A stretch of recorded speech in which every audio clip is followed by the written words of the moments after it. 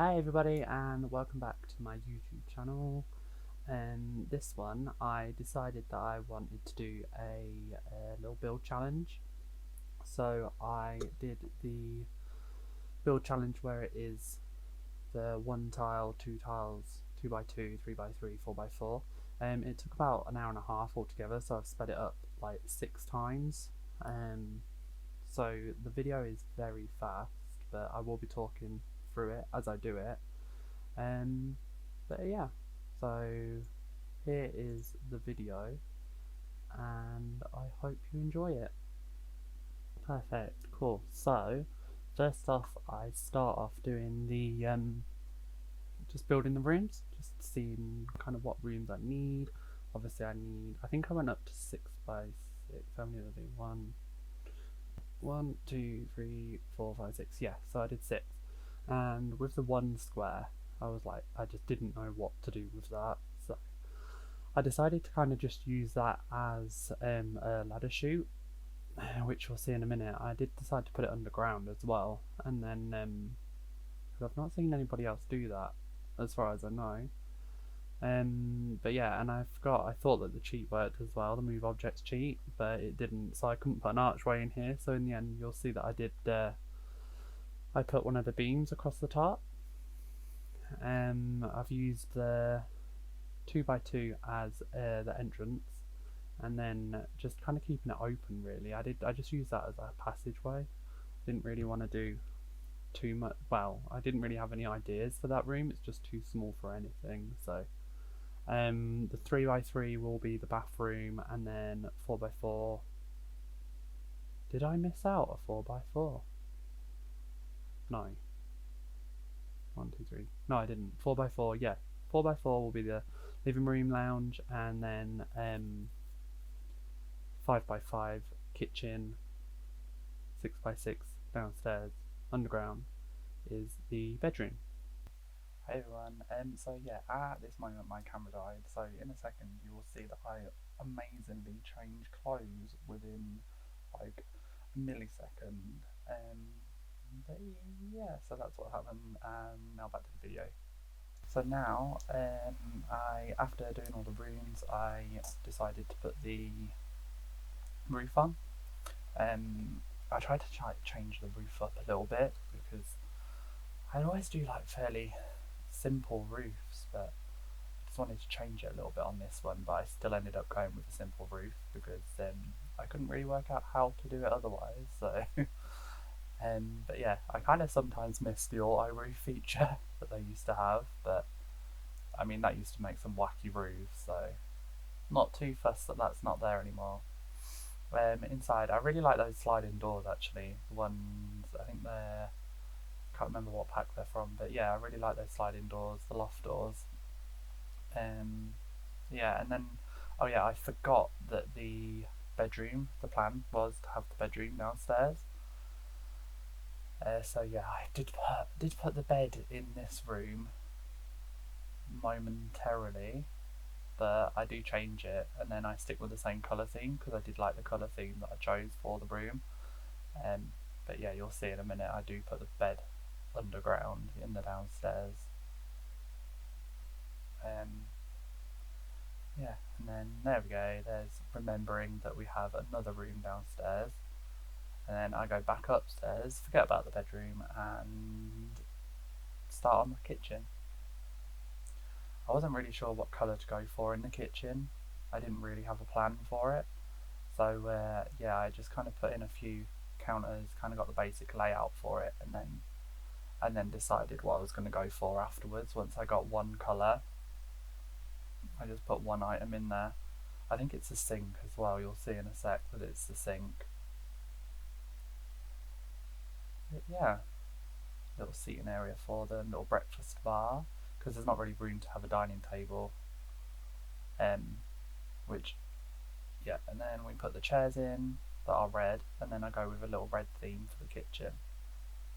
And then I like that bookcase there, that shelving unit, because it does just add in some different colours. Keeping it in a red theme. I did go for fairly warm colours upstairs. And then yeah, I just wanted to go for something different on the walls as well.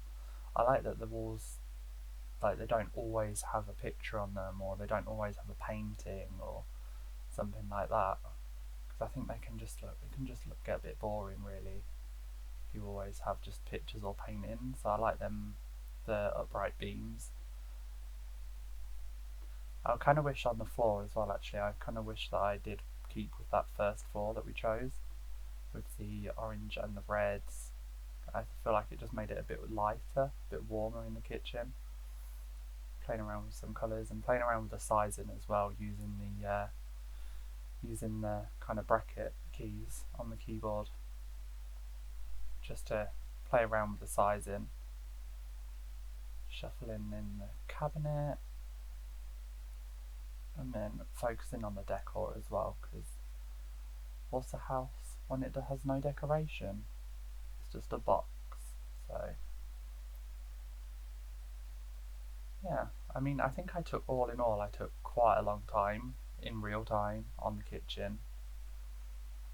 It did take me quite a while. I think I spent the most time on the kitchen, to be honest, and then kept the colour coming into the entranceway just so it kind of flows a bit better.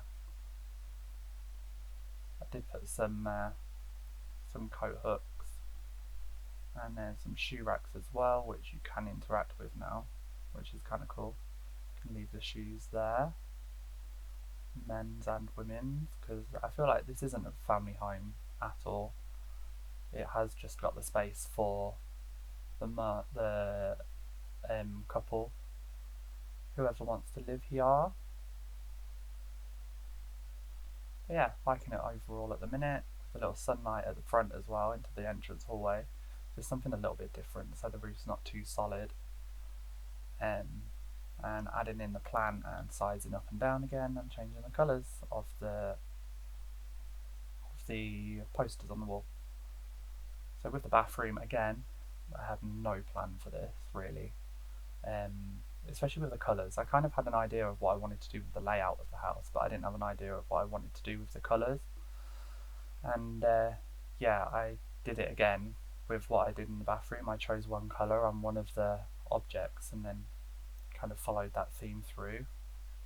I used the filter as well a lot on the right hand side to filter out the colours, because as we all know, Sims, they somehow don't make matching swatches. So just to make my life a bit easier, I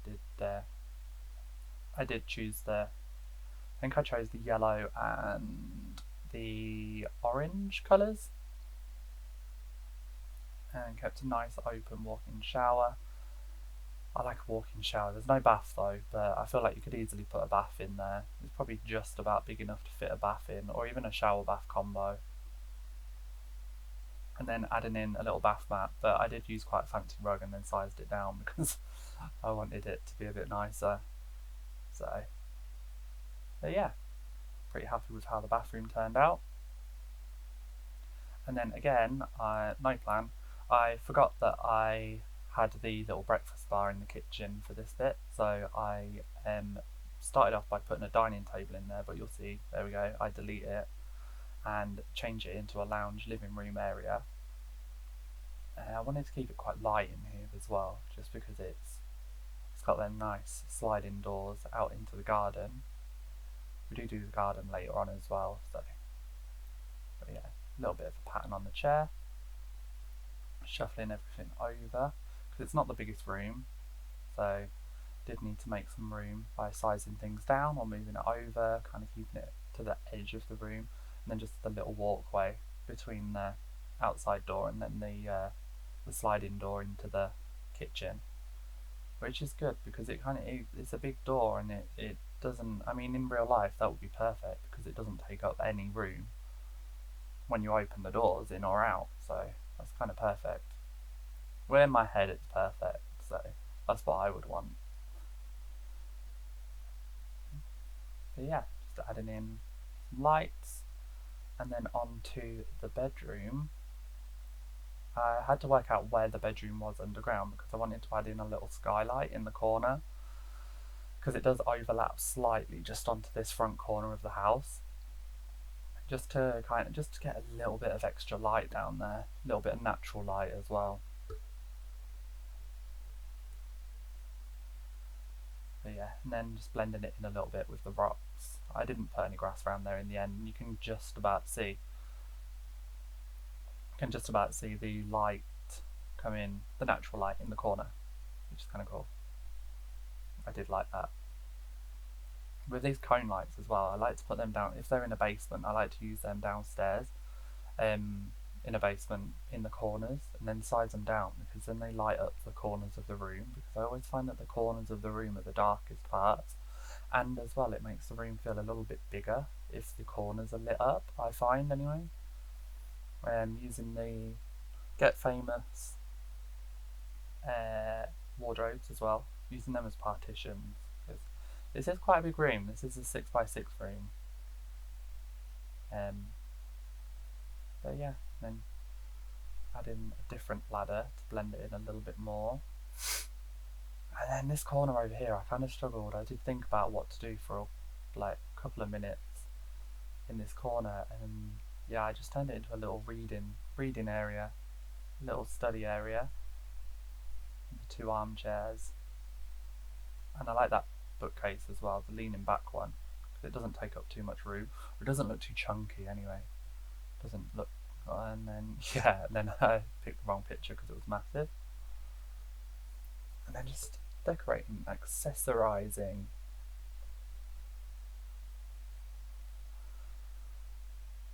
Yeah, on this back wall, I feel like they look like chopping boards on the wall, but I kind of liked it. I kind of liked the effect it had, especially after I'd moved them over and kind of covered the other ones up because it was too much, and they were glitching as well because they were overlapping quite a lot. But yeah, I'm really happy actually with how the bedroom turned out. It's one of my favourite rooms, I think. Quite open plan, but still sectioned off with the wardrobes. And then we go to the outside of the house. So recently, I've really enjoyed using the terrain paint rather than using the actual flooring. I find that the flooring is so square, it's really square, and sometimes it doesn't look right. I don't know, in my head it doesn't look right. So, but yeah, just wanting to kind of blend it in a little bit more, make it a little bit more kind of worn, I guess. But yeah, I do end up putting a fence around here as well.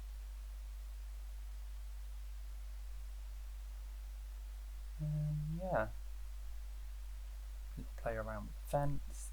Of course, we need the kids' play area just in case we get any kids over. Little kids want to come and play. We never know. We might have an extension one day. Have some kids. Adopted kid. So yeah. Little seating area outside next to the fountain. And then the terrain paint again. And then just to finish it off, just a little fence. I do change the colour of the fence. It's too dark. I don't like the colour of it. It is too dark. I really like that tool actually, where you can literally just kind of, even if there's a wall there, you can quite quickly just put down a fence instead. Saves a lot of time, especially when you have to delete things. So this area at the back that you're seeing now is the pool area. It's I was gonna sink it down at first because on one build I made the walls really like vertical on the side, but I couldn't remember how to do it. So in the end, I did raise it up, which we'll see in a minute, and yeah, you'll see that I do raise it up just to make, because I wanted it quite sharp to kind of fit in with the house, because the house was quite boxy, so I wanted that to fit in with the house. I didn't want it to look too separate. And then a little seating area out the back as well. And then the big umbrella. Is it an umbrella? Do you call it an umbrella? I'd call it an umbrella. Parasol. Is it a parasol? I have no idea. But yeah, the big umbrella over the top. Kind of wish that I stuck to that orange. I really like that orange colour actually on that. And do you know what I miss from the other Sims games is the lights that go on the fence. I mean, I only ever, before Sims 4, I only ever played Sims on console. So before this, I didn't have as much kind of creativity, kind of the objects and the build mode. But yeah, there we have the finished house. Very quick overview of the house. And the bedroom downstairs. And all done. So yeah, thanks for watching everybody, and I have a plan to make like a little how-to video soon, and little building not tutorials, but just how to do stuff. So, but yeah, stay tuned, and I'll see you soon. Thanks, bye.